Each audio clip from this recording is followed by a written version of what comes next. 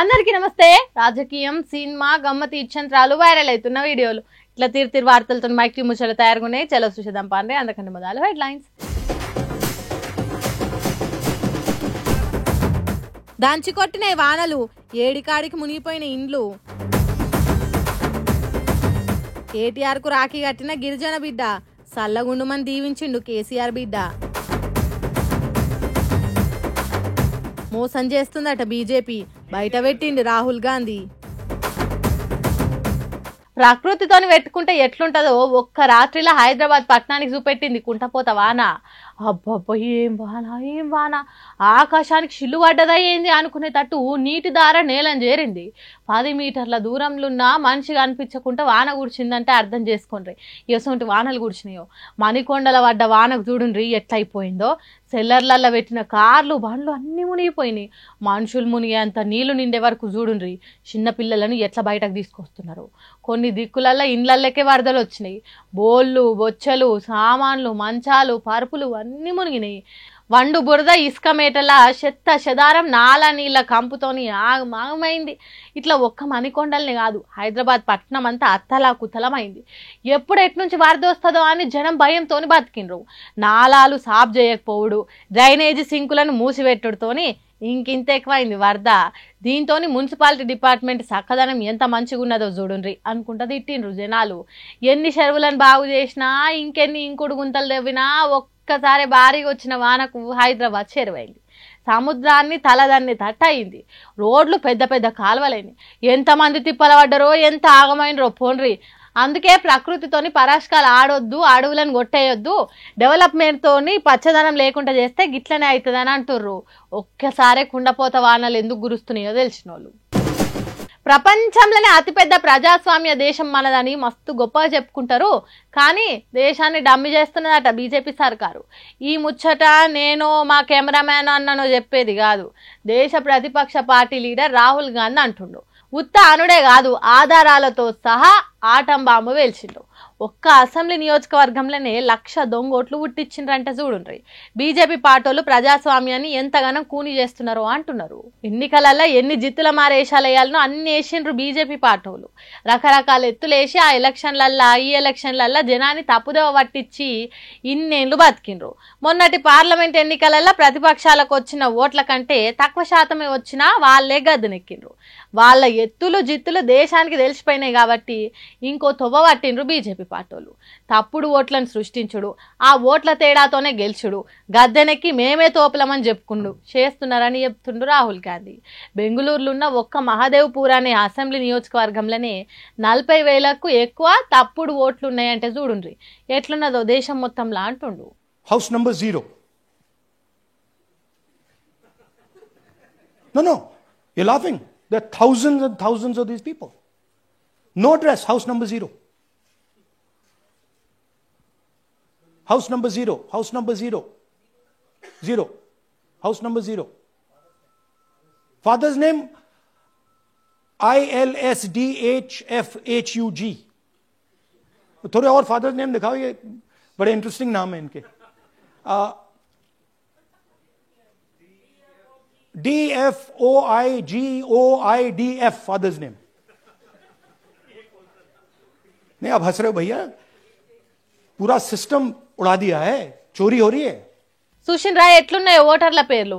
అర్థం పర్థం లేని ఇంగ్లీష్ అక్షరాలు, ఓటర్ల పేర్లు, వాళ్ళ తండ్రుల పేర్లు, ఇంటి నంబర్లు 0 అని ఉండు. ఎంత మోసం జరుగుతున్నా చూడుండ్రి బాబు అన్నట్టు చెప్తుండు. వ్యవస్థ మొత్తం అవస్థల పాలై అవస్థల మీద దేశాన్ని నడుపుతుర్రు అని చెప్తుండు. అది బీజేపీ పార్టీల నీతి. ఇది వాళ్ళు చేస్తున్న ధర్మం కోసం, న్యాయం కోసం దేశాన్ని నడిపిస్తున్న తీరు అంటుండు. ఇట్లా పవర్ పాయింట్ ప్రజెంటేషన్ ఇచ్చి ప్రశ్నించుకుంటా బీజేపీ పార్టీల బండారం బయట పెట్టినట్టు చేసిండు. సెంటర్ సర్కార్ వాళ్ళే కాబట్టి ఎన్నికల సంఘాన్ని చెప్పినట్టు ఆడే కీలు బొమ్మను చేసుకొని ఇదంతా చేస్తురని పెద్ద పెద్ద బాంబులే వేల్చిండు. రాజ్యాంగ వ్యవస్థలన్నింటినీ ఆగం చేస్తారని చెప్పిండు. మరి దీని మీద బీజేపీ పార్టీలు సమాధానం చెప్తారో లేకుంటే రాహుల్ గాంధీ ఫలానా మతం ఆ దేశానికి పోవాలి, దేశద్రోహం చేస్తున్నాడని ఎప్పటికీ చెప్పినట్టే చెప్తారో చూడాలి. ఆడవిళ్ళలకు నేను రక్ష, భయపడకు, ధైర్యంగా ఉండు అనే భరోసాయే అన్నలు. లేకుంటే తమ్ముళ్ళు. అసొంటి అన్నదమ్ములు కవచం తీరుగా రక్షణ ఉన్నందుకు ప్రతి ఏడు ఆడవిల్లలు రాఖీలు కడతారు. అట్లా ఆశ లేని బతుకులకు భరోసా ఇచ్చినందుకు, ఆపదలున్నోళ్లను ఆదుకున్నందుకు లగచర్ల బంజారా బిడ్డలు కేటీఆర్కు రాఖీ కట్టిండ్రు. మీరు లేకుంటే ఆగమైపోయేటోళ్ళం కావచ్చు కేటీఆర్ అన్న అని ఒడిల పసిబిడ్డను ఎత్తుకొని వచ్చింది లగచర్ల గిరిజన బిడ్డ జ్యోతి. కాంగ్రెస్ సర్కార్ వచ్చినాక లగచర్ల భూములను లాక్కోవాలి, బలవంతంగా గుంజుకోవాలని ఉపాయం చేసింది కదా. కానీ బంజారులు భయపడకుండా ఎదురు తిరిగిండ్రు. మా భూములు మాకేనని కొట్లాట చేసిండ్రు. కానీ రాజ్యం ఏలుతున్నోళ్ళు కేసులు పెట్టి పెట్టరాని బాధలు పెట్టిండ్రు. అప్పుడు నిండు గర్భిణి ఉన్న జ్యోతి భర్తను పోలీసులు అరెస్ట్ చేసి తీసుకుపోయిండ్రు. అప్పుడు దిక్కులేని పక్షి తీరైంది జ్యోతి. కానీ కేటీఆర్ జ్యోతికి అండగున్నాడు. ఆమె భర్తను ఇంటికి తీసుకొచ్చేదానికి ఏమేం చేయాలనో అన్ని తీర్ల చేసిండు. తనకు కాన్పై బిడ్డ పుట్టినప్పుడు లగచర్లలో జరిగిన పెద్ద మీటింగ్లా ఆ చిన్న బుజ్జికి భూమి నాయక్ అనే పేరు పెట్టిండు. అట్లా నా బిడ్డకు మేనమామ తీరుగాయిండు. ఆపదల నాకు అన్నయ్య రక్షించిండని జ్యోతి రాఖీ కట్టింది. తను ఒక్కతే కాదు, లగచర్ల లంబాడి అక్కలు కూడా రాఖీలు కట్టిండ్రు. తీపి లడ్డులు స్వీట్లు తినిపించుకున్నారు.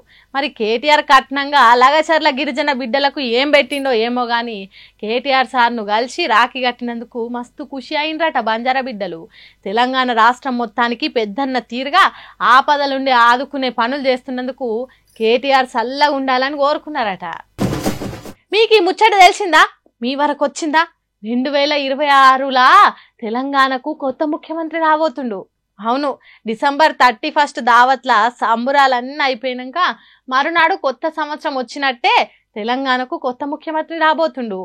ఎవరికి తెలియని ముచ్చట నీకెట్లా తెలిసింది పిల్ల అంటారా? అంత పెద్ద సీక్రెట్ నేను కాదు చెప్పింది. ఇగో ఈ BJP party MLA Eleti Maheshwar Reddy. Narendra Modi గారిని దించుతా అంటున్నావు.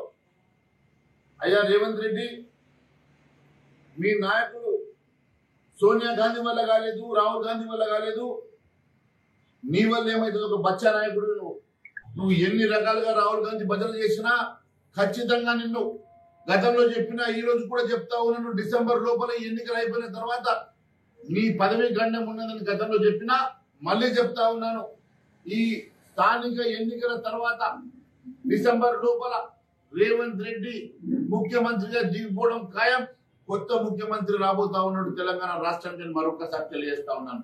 హాగో గట్ల జరిగి తీరుతుందట. వచ్చే జనవరి నుంచి రేవంత్ రెడ్డిని మాజీ ముఖ్యమంత్రి అనే పిలుచుకోవాలట. జ్యోతిష్యుని తీరుగా గిది ముచ్చట ఇంతకు ముందు చెప్పిండట, ఇప్పుడు కూడా చెప్తున్నాడట. నేను మాట అన్నానంటే ఖచ్చితంగా జరిగి తీరుతుంది అన్నట్టు చెప్తుండు. మరి జనవరి తర్వాత కూడా గిట్లనే అంటాడా అనడా అనేది తర్వాత తెలుస్తుంది. కానీ ముఖ్యమంత్రి మారుడు మాత్రం ఖాయమట. బీసీ రిజర్వేషన్ల మీద నరేంద్ర మోదీని గద్దె దించుతామన్నట్టు గర్జించిండు కదా రేవంత్ రెడ్డి ఢిల్లీలా. ఆగో దానికి కోపం వచ్చినట్టున్నది బీజేపీ ఎమ్మెల్యేకు. అందుకే మా మోడీని దించుడు కాదు, నువ్వే దిగిపోతావని చెప్తుండు. మరి చూడాలి కొత్త సంవత్సరం ముగ్గులు వేసుకునే టయానికి తెలంగాణలో ఎవరు ముఖ్యమంత్రిగా ఉంటారో అనేది. ఏమైందాడ పబ్లిక్ అంతా గట్ల చుట్టుముట్టిరుగా అమ్మ చుట్టూ?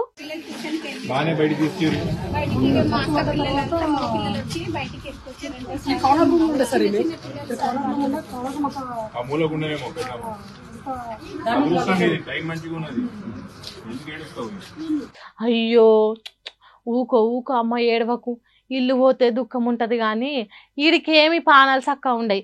ఇప్పుడు ఇంకా దుఃఖం పెడితే ఆగమవుతావని ఓదారుస్తుండు బీఆర్ఎస్ నాయకుడు పట్లోల కార్తిక్ రెడ్డి. నిన్న వడ్డ జోరు వానకు మణికొండ శివాలయం రిటైనింగ్ వాళ్ళు కూలి 3 ఇండ్లు కొట్టుకుపోయిన బాధితులు వీళ్ళంతా. ఇంట్లో ఆ ముసలమ్మ ఇల్లు కూడా ఉందట. ఆ పట్నంలో ఇల్లుండి బతికేటోళ్ళ పరిస్థితి మరి అధ్వానంగా ఉంది. ఇక నిల్వ నీడలేక ఎటని పోవాలి, ఏం కావాలి సార్లు, మాకు న్యాయం ఎవరు చేయాలని కుక్కెలు గులవరంగా మొత్తుకుంటారు. ఒక్క వాన బతుకులు ఎంత కింద మీద చేసినాయో కదా. ఈ కష్టం పగోలకు కూడా రావద్దు. జర సర్కారు అయిన ఆగిసొంటలకు సాయం చేస్తే బాగుండని మొరబెట్టుకుంటారు ఈ చూసిన వాళ్ళంతా. ఇండ్లు కొట్టుకపోయే వానలు కొడుతున్నాయి అంటే చూడుర్రి ఎంత కోపం ఎల్లగాకుతుందో ప్రకృతి. జర పైలం వర్రి తొవ్వపొంటి. చూసిరానిలా నేను పట్టుకొచ్చిన ముచ్చట్లు ఎట్లున్నాయి. ఇంకిన్ని ముచ్చట్లతోటి మళ్ళా కలుద్దాం. అప్పటిదాకా చూస్తూనే ఉంటారు వైక్ టీ ముచ్చట్లు.